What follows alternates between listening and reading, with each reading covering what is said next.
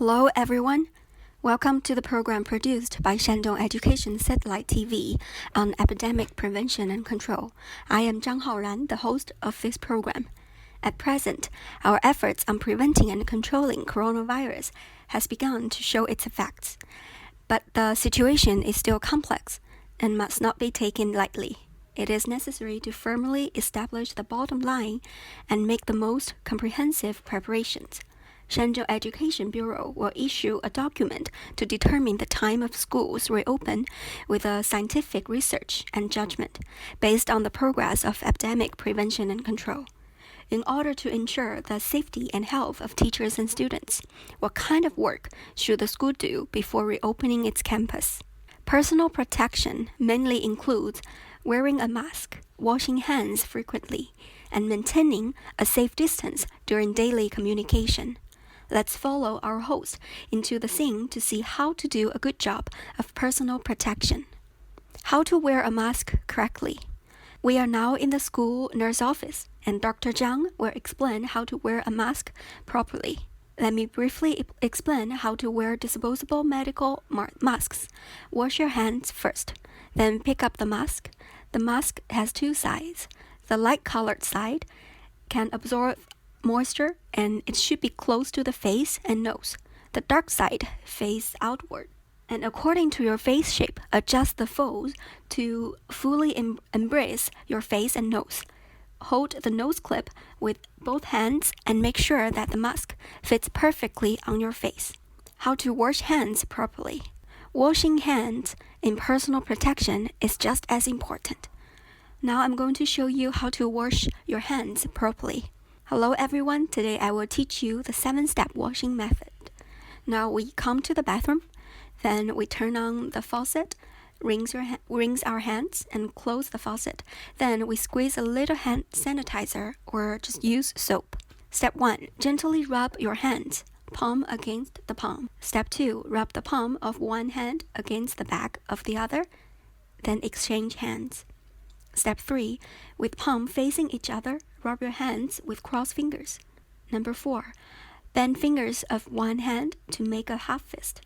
Put the back of the fingers on the palm of the other hand. Rotate and rub, then exchange the hands. Step 5, clean thumbs. Hold your thumbs for cleaning and then exchange hands. Step 6, wash fingertips.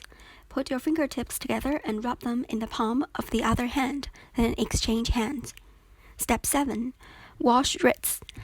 Scrub your wrist with the other hand, then exchange hands. When finishing these 7 steps, rinse your hands and rinse with water.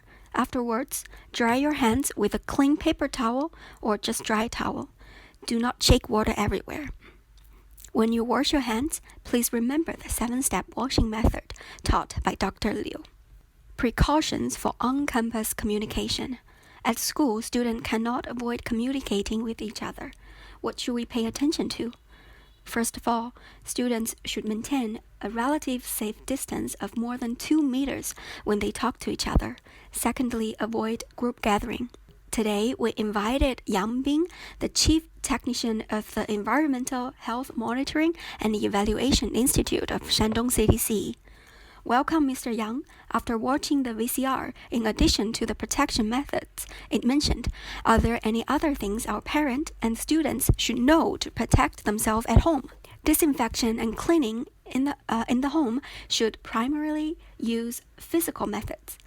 There are many physical disinfection methods, such as cleaning, wiping, and sun drying. Another common way is heating, like cooking food. The chemical disinfection method is recommended when there is a patient in the house as a preventive way and is used in small areas. When coming home, you may disinfect your cell phone with an alcohol swab. Concerning 84 disinfectant, it should be used in accordance with the scientific ratio and should not be mixed with other disinfectants in order to prevent chemical reactions and potential danger. During the disinfection process, ventilate as much as possible. Large-scale disinfection is not recommended when there are no patients in the house. It is unnecessary to wipe the floor with alcohol. Regarding to personal protection, what are other methods of disinfection? Let's continue with our VCR. How to do hygiene, cleaning, and disinfection in the school.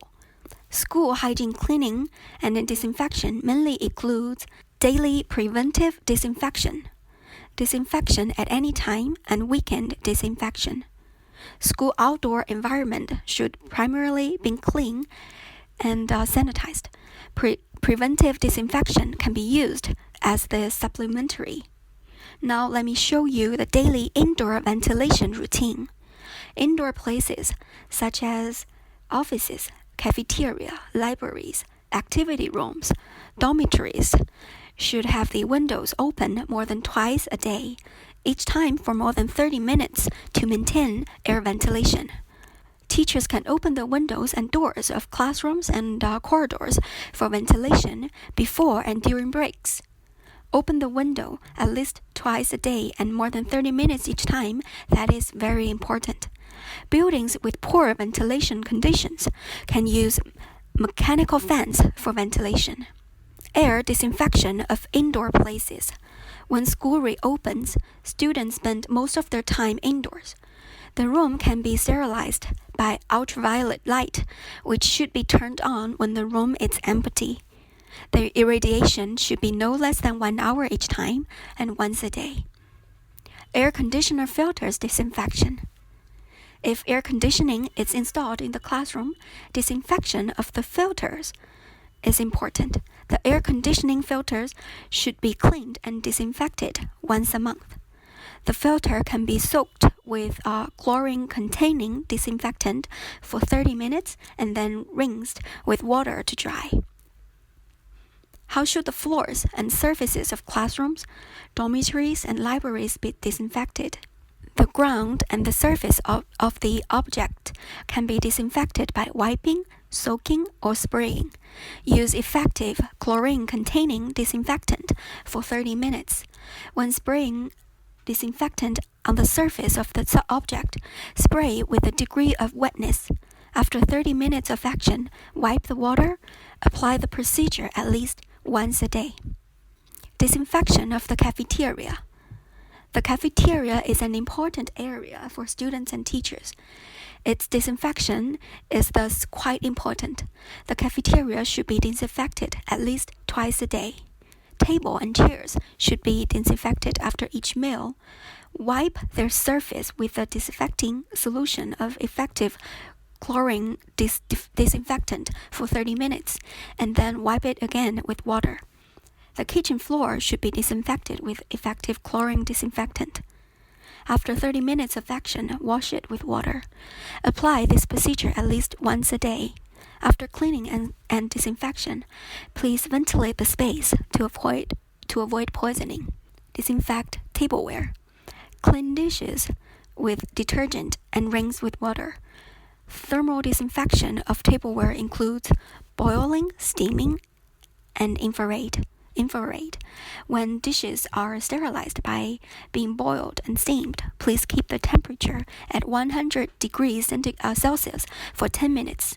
For infrared disinfection, generally control the temperature at 120 degrees Celsius for 15 to 20 minutes. For dishwasher disinfection, the general water temperature should be 85 degrees Celsius. For rinse disinfection, the time span should be more than 40 seconds. Disinfection of bathrooms. After talking about disinfection of the cafeteria, what aspects do we need to pay attention to the disinfection of the bathroom? In the bathroom, a chlorine-containing disinfectant can be used to wipe door handles, faucet, toilet buttons, and hand-washing surfaces. You can also put the above disinfectant into a bottle and spray the space and surfaces until they're wet. Open windows for ventilation for 30 minutes. Hand-washing basins and toilets should be cleaned and disinfected at least once a day. Rags and mops used for different places must be dedicated and marked. Floor and walls of bathrooms can be mopped or wiped with chlorine-containing disinfectant. Disinfection of school buses. Because many students take school buses, please be reminded that school buses also must be disinfected. The school bus should be ventilated in time. The seat arms can be disinfected by referring to the disinfection methods of the surface of the object. Remember to clean and disinfect the air conditioning filters once a week. Disinfect at any time. In addition to regularly prevention disinfection, if there are suspected or exposed cases in the school, we should disinfect the relevant environment at any time. When the school finds a suspect or exposed case of coronavirus, the sick student should be quarantined immediately, and the school nurse should immediately report it to the local CDC.